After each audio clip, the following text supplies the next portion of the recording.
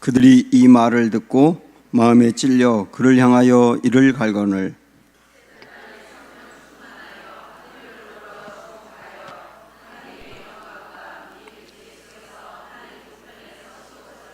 말하되 보라 하늘이 열리고 인자가 하나님 우편에 서신 것을 보노라 한데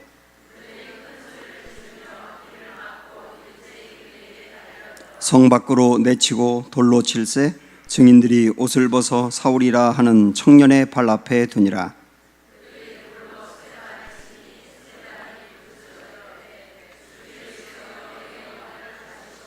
같이 읽습니다. 무릎을 꿇고 크게 불러 이르되 주여 이 죄를 그들에게 돌리지 마옵소서. 이 말을 하고 자니라. 아멘.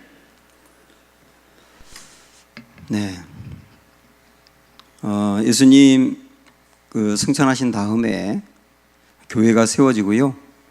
그리고 지금까지 2000년 동안 순교한 사람이 대략 7천만 명 정도가 됩니다.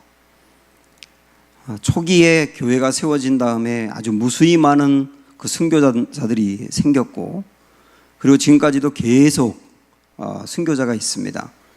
몇 년 전에는 그 북한에서 극동방송을 우연히 듣게 된 어떤 사람이 예수님을 방송을 듣고 믿기 시작하면서 한 사람 복음을 증거해가지고 102명이 예수님을 믿게 됐어요. 몰래. 그런데 그것을 알고 예배드리는 곳에 급습을 해가지고 46명이 처형을 당했어요. 이게 불과 얼마 전에 북한에서 있었던 일입니다. 지금도 50개 나라에서 계속 예수 믿는 것 때문에 박해를 받고 있고요. 약 2억 명 정도, 2억 명의 그 많은 사람들이 예수 믿는 것 때문에 핍박을 받고 있어요. 폴리캅이라고 하는 유명한 선교자가 있는데, 이분이 예수님을 믿지 말고 황제에게 절하라 그러는데 나의 주는 예수님밖에 없다 그러면서 거부하고 잡혀가지고 총독 앞에 섰습니다. 총독이 예수를 저주해라 그러면 살려줄게. 그때 이분이 뭐라고 말했냐면, 내 나이 올해 86세인데 86년 동안 예수님은 나를 한 번도 배반한 적이 없는데 내가 어떻게 그 예수님을 배반할 수 있냐. 그러면서 화형장으로 끌려갔어요. 아니, 걸어갔어요. 그리고 그를 불태우기 위해서 꽁꽁 묶으려고 하니까 괜찮다고, 주님이 가신 길을 걷겠다고 그러면서 그냥 찬양하면서 불에 타서 죽었거든요. 그러면서 그분이 그 죽기 직전에 뭐라고 얘기를 했냐면, 순교는 교회의 씨앗이다.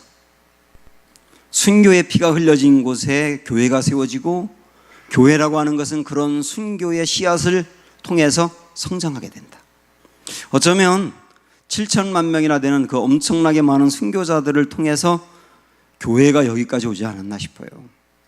그런 많은 순교자 중에 제일 먼저 순교를 당한 사람이 스데반입니다.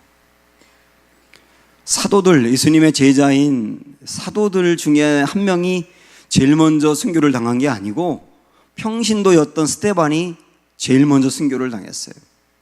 그게 오늘 본문의 말씀이에요. 사실 스데반이 이렇게 제일 먼저 순교를 당하게 된 것은 그가 했던 설교 때문입니다. 그 설교가 지금까지 우리가 여러 날에 걸쳐서 살펴보았던 사도행전 7장이거든요. 대략 이런 거였어요. 유대인들은 하나님이 아브라함을 처음에 선택해서 자기들의 민족을 삼아 주셨는데, 그래서 아브라함을 선택했다고 하는 게 자기들이 우리만 선택받은 특권이다 라고 여겼거든요. 그것을 스데반은 지적을 한 거예요. 그들에게 율법이라는 게 있습니다.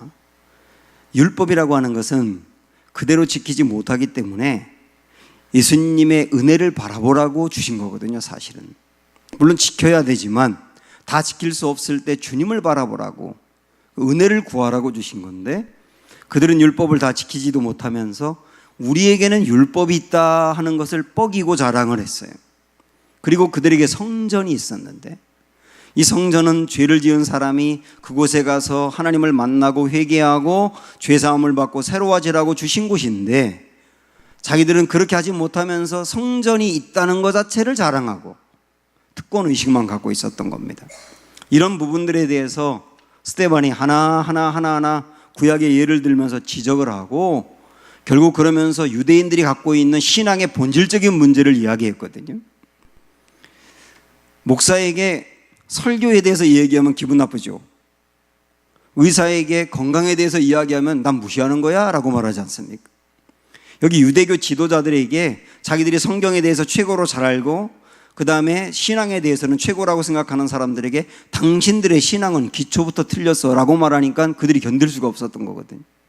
그래서 스데반을 죽인 겁니다.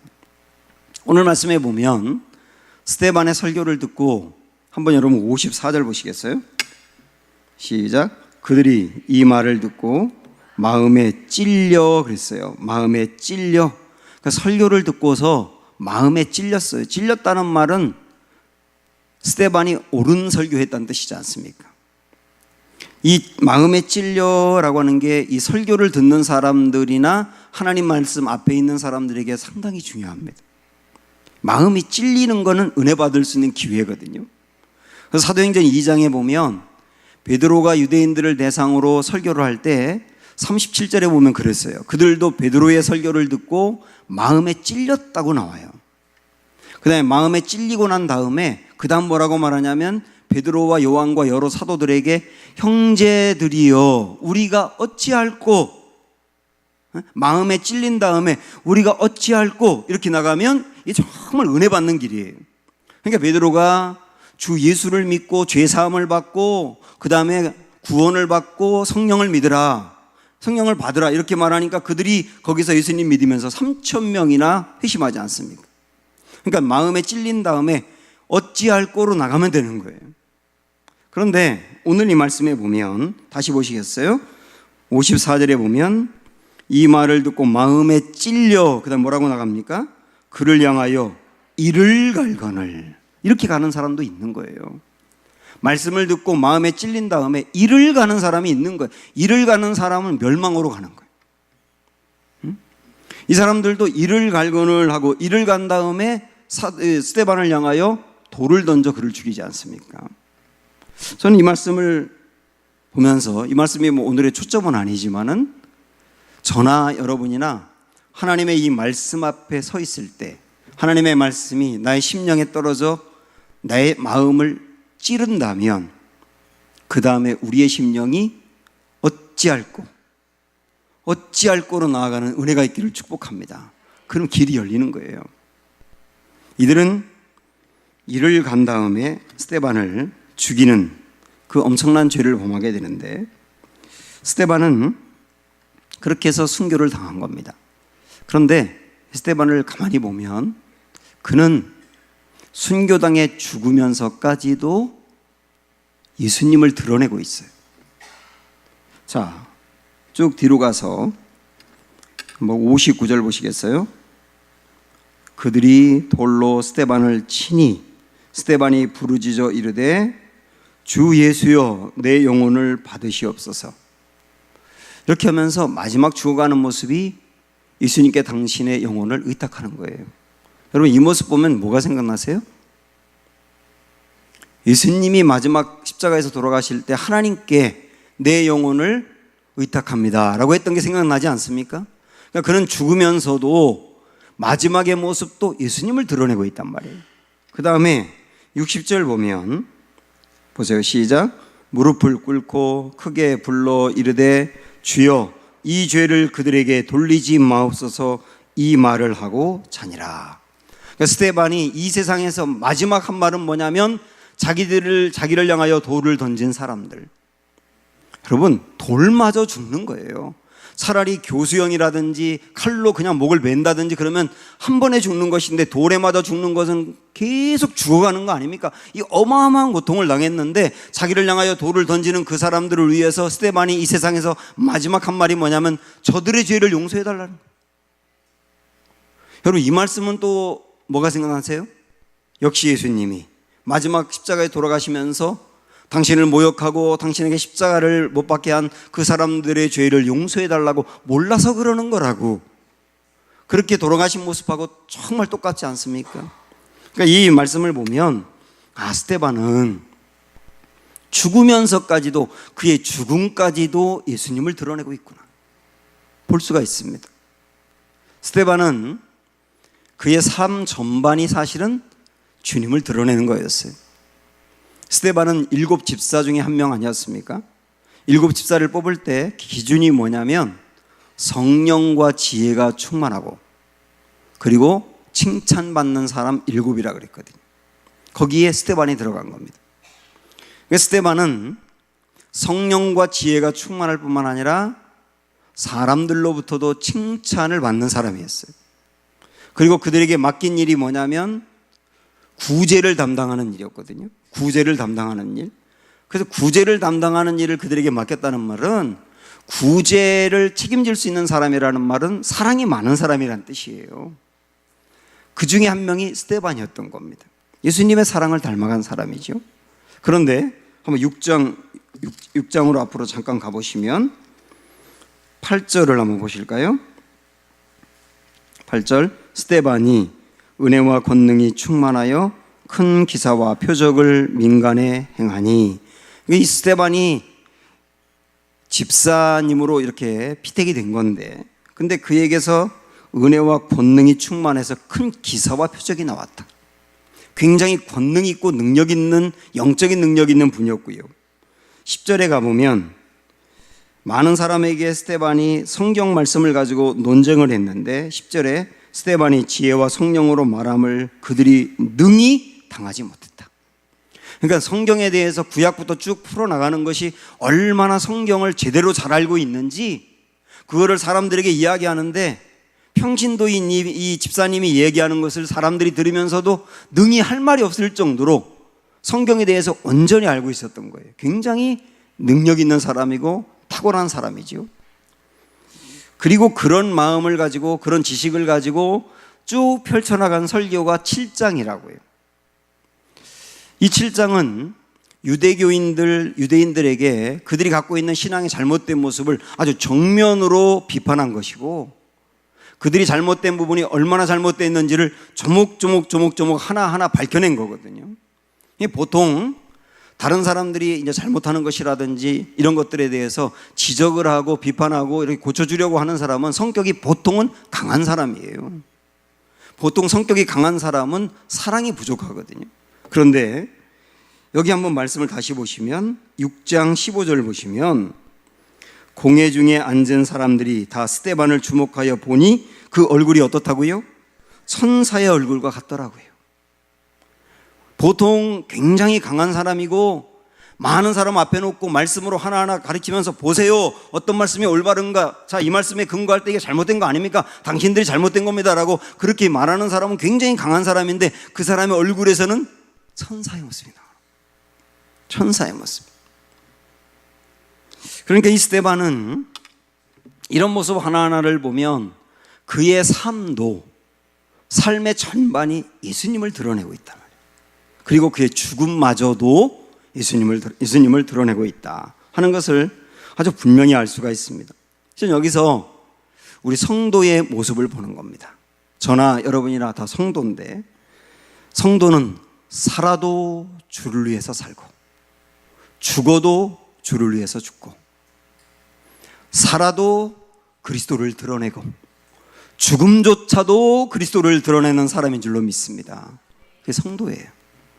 사실 우리가 신앙생활 한다고 하는 것은, 제가 이 말씀 여러분에게 드리기 쉽지 않은데요, 주일날 새 가족들이 있을 때 사실 이 말씀 못 드리는데, 여러분들은 헌가족이니까 이 말씀을 여기 알아야 되는데, 신앙생활이라고 하는 것은 나를 위한 게 아니에요. 주님을 위한 겁니다. 말은 되게 쉬운데 굉장히 사실 어려운 겁니다.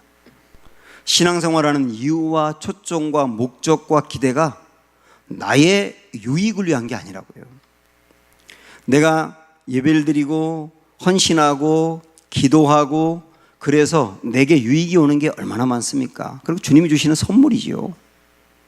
그리고 처음 교회를 나올 때는 모든 초점이 나의 유익을 위해서 신앙생활을 시작하는 건 맞아요. 어느 누가 그렇지 않겠습니까? 전부 다 똑같아요. 그런데 그 다음에 우리가 어떤 방향으로 이 전환이 되어야 되느냐 하면 궁극적으로 나를 위한 신앙생활이 아니고 주님을 위한 신앙생활로 바뀌어버려야 되는 겁니다. 왜냐하면 구원이라고 하는 것은 우리 슬레이브라고 하는 책에서도 같이 사역훈련하신 분들은 읽으며 나누기도 했습니다만은 구원이라고 하는 것은 이쪽으로부터 해방되어서 이쪽의 종이 되는 거라고 했잖아요. 원래 이쪽의 종이었던 사람이 이쪽의 종된 상태에서 해방된 다음에 자유를 누리는 것으로 끝나는 게 아니라 이쪽의 종이 되는 게 구원이에요. 이쪽은 누구냐? 사단이고 이쪽은 누구냐? 그리스도입니다. 사단의 노예가 되어서 죄 가운데 빠져 살던 사람이 사단의 노예에서 해방되어서 자유를 얻은 다음에 나 이제 자유야, 나 자유인이야 하고 끝나는 게 아니라 그 다음에는 예수님의 종으로 가는 거예요. 그 말은 뭐냐면 내가 구원받고 난 다음에 나의 인생의 초점과 목적은 그리스도를 위한 데 있다. 궁극적으로 내가 이 땅에 온 목적이 뭐냐? 여러분 목적이 뭡니까? 하나님이 나를 이 땅에 보낸 목적이 뭡니까? 그게 나의 유익이 아니고 그리스도의 유익이라니까요. 이 부분이 정확히 정리가 되지 않으면 우리의 신앙생활은 상당히 흔들리게 되어 있어요. 모든 일이 잘 풀릴 때는 하나님의 은혜요 감사고 안 풀릴 때는 신앙이 축 처져 있고 그 다음에 고난을 당하면 처져 있고 문제가 해결되면 올라가고 기도 응답이 되면 좋아하다가 응답이 안 되면 처져 있고 이게 너무 반복된다니까요. 초점이 나에게 있을 때는. 주님은 오늘 이 스데반의 삶을 통해서 우리에게 말씀하시는 게 뭐냐면 신앙이라는 게 뭐냐? 신앙이라고 하는 것은 주를 위해 살고 죽는 거다. 그게 신앙이다 라고 하는 것을 보여주는 거예요. 자, 진짜 그런지 우리 바울 선생님의 말씀을 통해서 한번 몇 군데 확인을 해보겠습니다. 바울 서신에 세 군데 말씀으로 가보겠는데요. 먼저 빌립보서 1장 20절 가보십시오.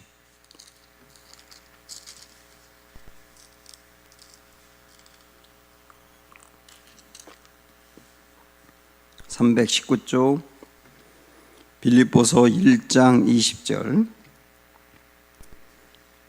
자, 시작. 나의 간절한 기대와 소망을 따라 아무 일에든지 부끄러워하지 아니하고 지금도 전과 같이 온전히 담대하여 살든지 죽든지 내 몸에서 그리스도가 존귀하게 되게 하려 하나니. 이게 바울의 인생의 목적이 아닐까. 살든지 죽든지 나를 통하여 그리스도가 존귀하게 되는 것. 살았을 때에도 나를 통하여 그리스도가 존귀하게 되고 내 죽음조차도 그리스도가 존귀하게 되는 것. 그게 나 인생의 목적이에요 라고 밝히는 거 아닙니까? 앞으로 조금 넘어가서 우리가 잘 알고 있는 갈라디아서 2장 20절 304쪽 갈라디아서 2장 20절. 자, 우리 형제님들이 한번 읽어볼까요? 시작. 내가 그리스도와 함께 십자가에 못 박혔나니 그런즉 이제는 내가 사는 것이 아니요 오직 내 안에 그리스도께서 사시는 것이라. 이제 내가 육체 가운데 사는 것은 나를 사랑하사 나를 위하여 자기 자신을 버리신 하나님의 아들을 믿는 믿음 안에서 사는 것이라. 내가 그리스도와 함께 십자가에 못 박혔나니 그 말은 내가 구원받았나니예요. 내가 구원받았나니 구원받은 상태가 뭐냐? 그 다음에 이제는 내가 사는 것이 아니로 오직 내 안에 그리스도께서 사는 것이라. 나는 죽고 내 안에 주님이 살아있다. 이게 구원받은 상태다. 그럼 이제 내가 그다음 육체 가운데 사는 이유가 뭐라고 그랬습니까? 나를 위하여 자기 자신을 버리신 하나님의 아들을 위해서 사는 거라는 거예요, 결국. 자, 이번에는 앞으로 조금 더 가셔서 고린도후서 4장 7절부터 우리 자매님들이 읽겠습니다. 고린도후서 4장 7절 289쪽 시작. 이보배를 질그릇에 가졌으니 이는 심히 큰 능력은 하나님께 있고 우리에게 있지 아니함을 알게 하려 함이라. 잠깐만요. 여기도 예수님을 믿는다는 것은 보배이신 예수님을 질그릇 같은 나의 인생에 모시고 사는 일이다, 그 얘기예요. 질그릇 같은 나의 인생에 보배이신 주님이 내 안에 계신 게 예수 믿는 거다, 그 얘기거든요. 그런 사람들은 어떻게 되느냐. 8절 또 읽으세요. 시작. 우리가 사방으로 우겨쌈을 당하여도 쌓이지 아니하며 답답한 일을 당하여도 낙심하지 아니하며 박해를 받아도 버림받지 아니하며 거꾸로 뜨림을 당하여도 망하지 아니하고 그랬습니다. 보배이신 예수님을 질그릇 같은 나의 인생에 모시고 사는 구원받은 사람은 사방으로 우겨쌈을 당하는 고난을 당할 수 있고 답답한 일을 당할 수 있고 여러 가지 많은 핍박과 환난을 당할 수 있지만 한마디로 말하면 어떻게 되느냐면 망하지 않는다는 거예요. 무너지지 않는다는 거예요. 왜? 내 안에 계신 주님이 나를 지켜주시고 인도하시니까. 그래서 그런 사람들은 궁극적으로 어디로 나아가야 되느냐? 10절 시작. 우리가 항상 예수의 죽음을 몸에 짊어지는 예수의 생명이 또한 우리 몸에 나타나게 하려 함이라. 내 안에 보배이신 주님을 모시고 사는 구원받은 사람의 궁극적인 삶의 목적이 뭐라는 거예요? 내 몸에서 예수의 생명이 나타나는 거예요. 이 세 군데의 말씀만 받고 로마서 14장 7절 8절에도 비슷한 말씀이 나와 있습니다만은 굉장히 많은 말씀에서 계속 반복적으로 이야기하는 게 뭐냐면 예수 믿는다는 건 뭐냐? 신앙생활이라는 건 뭐냐? 나를 위해서가 아니라 나를 구원하신 주님을 위해서 사는 길이다. 분명히 말씀하고 있다고. 그래서 사랑하는 여러분, 저나 여러분이나 우리의 삶의 전반을 통해서 그리스도가 나타나기를 축복합니다. 나의 고난을 통해서도, 나의 복을 통해서도, 나의 건강을 통해서도, 때로는 나의 연약함을 통해서도, 내가 가지고 있는 것을 통해서도, 내가 가지고 있는 물질이라든지 지식이라든지 그리고 좋은 성품이라든지 시간이라든지 내가 가지고 있는 그 모든 걸 다 통해서 결국 궁극적으로 그리스도가 나타나는 것, 이게 우리의 소망이라고. 여러분, 스데반의 인생을 보면 그 스데반의 인생이 세상 사람들이 볼 때는 절대 성공한 인생이 아니에요. 돌에 맞아 죽었다니까요. 돌에 맞아 죽었으니 그 인생만큼 비참한 사람이 어디 있어요? 정말 고난을 당했다니까요. 고난을 당했지만 그 고난을 당하고 비참한 것 같은 그의 인생까지도 마지막에 주님을 드러내고 있단 말이에요.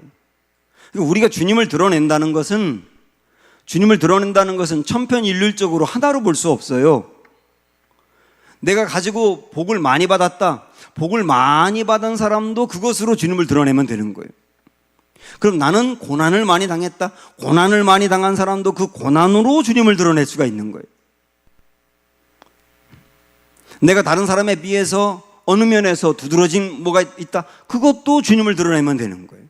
내 상황과 여건과 상관없이 우리의 동일한 목적은 내 삶을 통하여 나의 삶의 전반을 통해서 주님이 드러나기를 원합니다.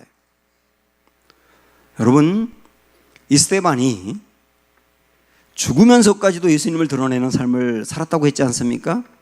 자, 이 스데반의 영향력이 어떻게 흘러갔는지를 우리가 다음 주부터 보게 될 8장부터 11장까지 나옵니다. 여러분, 이게 지금 제가 드리는 말씀은 사도행전의 정말 중요한 흐름인데, 스데반의 순교 이야기가 7장 끝에 나오잖아요. 그 다음에 8장부터 11장까지가 스데반의 순교를 통해서 일어난 영향이 어디까지 흘러가고 있는지를 보여주고 있다고요. 8장에 보면, 거기 보면 교회가 박해받습니다. 스데반이 순교한 다음에. 그래서 탄탄했던 예루살렘 교회가 박해를 받으니까 다 흩어져요. 흩어져가지고 흩어진 사람 중에 한 명이 일곱 집사 중에 한 명이었던 빌립인데, 이 빌립이 어디로 가지요? 사마리아로 갑니다. 사마리아 가서 복음을 전하는데 거기가 어마어마한 부흥이 일어나는 거예요. 그래서 스데반의 영향력으로 사마리아의 부흥이 일어난 겁니다. 자, 이 사도행전에서 굉장히 중요한 그 지도가 있지 않습니까? 우리 예수님이 마지막 유언으로 하신 말씀, 예루살렘과 온 유다와 그다음 뭐예요? 사마리아와 땅끝까지 이르러 내 증인이 되라 했는데, 이 스데반의 영향력으로 유대 안에 머물러 있던 복음이 사마리아까지 가는 거예요. 그게 8장의 이야기입니다. 그런데 사마리아의 복음이 어마어마하게 일어나고 있다고 하니까 교회 지도자 중에 대표인 2명 베드로와 요한이 사마리아 부흥하는 현장으로 파견이 됩니다. 그곳에 갔다가 나중에 요빠, 가까운 요빠까지 갔다가 그곳으로 인해서 만난 사람이 누구냐면 고넬료예요. 그래서 고넬료가 예수님을 믿게 되는데 그 고넬료는 로마 사람이라고 해요. 그러니까 최초로 이방인이 구원을 받으면서 복음이 이제 이방 지역으로 넘어가는 길이 열리게 된 게 10장의 이야기예요. 그리고 또 한 명, 스데반의 영향력으로 놀라운 회심과 변화가 일어난 사람이 바울이지 않습니까? 자, 오늘 말씀에 보면, 오늘 말씀 다시 가보세요. 거기 보면 58절을 보세요. 성 밖으로 내치고 돌로 칠세 증인들이 옷을 벗어, 그 다음 뭐라고 나옵니까? 사울이라 하는 청년의 발 앞에 두니라. 여기 이제 바울인 사울이 처음 등장하는 거예요. 그러니까 사람들이 스데반을 돌로 칠 때 그 현장에 사울이라는 사람이 있었던 거예요. 그걸 보고 있었어요. 그런데 스데반이 죽어가면서 보이는 모습, 아니 어떻게 돌에 맞아 죽어가면서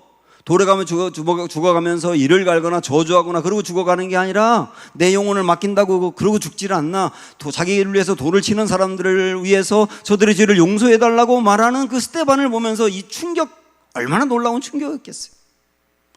이 바울이 회심하게 되는데, 회심이라고 하는 거는 그냥 한 번에 일어나는 게 아니고 과정이 있어요. 과정이.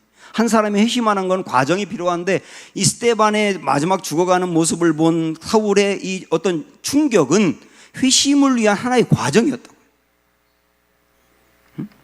결국 그래가지고 이 바울이 회심을 하게 되면서 주님을 만나고 이방의 사도가 되어서 그 다음부터 복음을 이방으로 전하지 않습니까? 그래서 이 바울이 스데반으로 인해서 변화된 이 영향력이 어디로 가게 되느냐면, 복음이 예루살렘과 온 유다를 넘어 사마리아를 넘어 그 다음 어디? 땅끝이 어디예요? 땅끝이 이방 지역이잖아요. 거기까지 증거되는 길이 열리게 되잖아요. 그러면서 또 하나의 영향력은 뭐냐면, 이 사울이 변화되는 이야기가 9장입니다. 8장은 사마리아의 변화, 9장은 사울의 변화, 10장은 고넬료의 변화, 그리고 11장으로 가면 안디옥 교회가 세워져요. 이 스데반의 일로 박해를 받아가지고 흩어졌던 사람들 중에 일부가 안디옥에 가가지고 거기 교회를 세우는데, 그 안디옥 교회가 이방 전도를 위해서 가장 크게 쓰임받는 아지트가 된 거예요. 그래서 안디옥 교회가 세워졌다는 것은 복음이 땅끝으로 가는 길이 활짝 열리게 되었다는 뜻이에요. 그게 11장이거든. 그러니까 이 스데반의 영향력이라고 하는 것은요, 복음이 예루살렘을 넘어 유다를 넘어 사마리아와 땅끝까지 이르러 주님의 비전과 주님의 예언과 주님의 주었던 사명이 이루어지는 길이 열리게 되었단 말이에요. 이게 한 사람의 순교를 통해서 이루어진 일입니다. 저는 이 말씀을 보면서 우리가 나를 위해서가 아니라 그리스도를 위한 인생을 살기로 마음에 작정하고, 때로는 넘어지기도 하겠고, 때로는 실족하기도 하겠고, 때로는 수없이 흔들리기도 하겠지만, 그러나 또다시 우리가 손을 들고 일어나서, 맞아, 그리스도를 위해서 나의 인생 걸고 나아가야 돼 하고 이렇게 우리가 한 발짝 나아간다면, 우리를 통하여 이 영적인 영향력이 퍼져나가서 이곳저곳에 생명이 살아나는 역사가 있지 않겠는가 확신하고 있습니다. 이게 영향력이라고 하는 거예요. 그러면 지금까지 우리는 이 스데반이 마지막에 가졌던 그 모습, 그리고 그 영향력까지를 봤는데, 그래서 그런 어떤 삶이 우리의 목적이 되어야 된다는 소망도 품었는데, 이게 얼마나 어렵습니까? 우리가 나를 위해서가 아니라 그리스도를 위해서 산다는 거, 마지막 나의 죽음마저도 그리스도를 드러내는 인생이 되어야 된다는 게 얼마나 어려웠냐고요. 그래서 그것은 결코 그냥 되는 게 아니고, 오늘 또 말씀에서 우리가 꾸준히 이런 인생을 살기 위해서 붙잡아야 될 말씀이 있어요. 다시 본문에 가셔서 55절을 보실까요? 55절 다 같이 시작. 스데반이 성령 충만하여 하늘을 우러러 주목하여 하나님의 영광과 및 예수께서 하나님 우편에 선 것을 보고, 여기 보면 스데반이 하늘을 바라봤다 그랬어요. 하늘을 바라봤다. 하늘을 바라봤다는 말은 주님을 바라봤다는 뜻이에요. 그러니까 하나님의 영광스러운 모습이 그에게 보였고, 하나님 우편에 예수님이 계신 하나님 나라의 영광스러운 모습을 보고 그 안에 더욱더 확신이 생기는 거예요. 이 초점은 뭐냐면 하늘을 우러러 봤다는 거거든요. 그리고 56절에 보면 말하되 보라 하늘이 열리고 인자가 하나님 우편에 선 것을 보노라. 하늘이 열리는 것을 보았단 말이죠. 결국은 이 말씀을 통해서 우리가 알 수 있는 것은 뭐냐면, 스데반이 그런 삶도 그의 죽음마저도 다 그리스도를 드러내는 그런 삶을 살 수 있었던 매우 중요한 거룩한 습관이라고 할까요? 그게 뭐냐면 하늘을 우러러 보는, 초점을 주님께로 향하며 주님을 늘 바라보는 이런 모습 때문이었다는 거예요. 사실 보는 것이 얼마나 중요합니까? 제가 동물의 왕국을 정말 좋아하거든요. 그래서 시간이 날 때 유튜브에 들어가서 동물의 왕국을 자주 봅니다. 사자가 막 그 누를 잡아먹는 거 이런 거 보면 막 흥분이 되고요. 어떤 때는 누가 사자를 죽이는 걸 보면 더 흥분이 되고요. 그래서 막 찾아보는데, 제가 요즘 그 재미 들려가지고 수시로 들어가 봤어요. 그랬더니 어느 순간부터 제가 새벽에 기도하려고 눈을 감으면 사자가 자꾸 이 누를 잡아먹는 거예요. 그게 보이는 거예요. 자꾸 보여요. 아나콘다가 막 멧돼지를 칭칭 감고 있고요. 기린을 잡아 죽인 그 사자를 그 어미가 또 죽이는 모습, 막 이런 게 계속 머리에서 떠올라서 이 기도가 안 되는, 기도가. 그래서 제가 회개하고 하나님 앞에 작정하고 동물의 왕국을 금식하기로 결정해서, 완전히 끊을 수는 없고요. 금식하게, 당분간 금식하게. 그러면서 제가 그런 과정을 통해서 깨달은 게 뭐냐면, 야, 진짜 보는 게 중요하구나.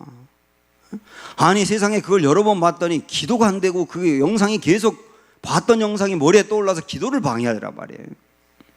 그래서 보는 게 이렇게 중요한 거예요. 자, 그렇다고 한다면 오늘 이 스데반을 보면 그가 마지막 죽을 때 하늘을 우러러 주님의 영광을 바라봤다는 것은요, 그가 마지막 죽을 때 봤다는 것은 그가 살아있을 때 늘 주님을 바라봤다는 뜻이에요. 살아있을 때 늘 주님을 바라보니까 죽을 때도 바라볼 수 있는 것이지, 살아있을 때 생판 주님을 바라본 적이 없는 사람이 마지막 주님을 바라봐야지 안 바라봐지는 거예요. 그게 바라봐지는 게 아니거든요. 평상시에 늘 주님을 바라보는 삶을 살았다는 뜻입니다. 사랑하는 여러분, 모든 상황 속에서도 주님을 바라보십시오. 시편에 여러분 읽어 나가다 보면 왜 그렇게 주님을 바라보라, 하나님을 바라보라는 말씀이 그렇게 많이 나올까요? 몇 장만 넘기면 또 나오고 몇 장 넘기면 또 나오고, 그게 수도 없이 나오는 이유가 뭘까요? 고난을 당한 사람, 슬픈 일을 당한 사람, 문제를 안고 있는 사람, 그 사람들이 주님을 바라보는 것으로 인하여 풀려나가고, 주님을 바라볼 때 고난 가운데도 살 수 있는 힘이 생기고 일어난다는 뜻이에요. 주님을 바라보던 스데반은 마지막까지도 주님을 바라보면서 그 수많은 역사를 이뤘단 말이지. 오늘 우리의 초점은 주님을 바라보는 것. 모든 상황 속에서 주님을 바라봄으로 승리하는 은혜가 있기를 축복합니다. 십자가의 길, 순교자의 삶, 믿음으로 말씀 생각하면서 고백하겠습니다.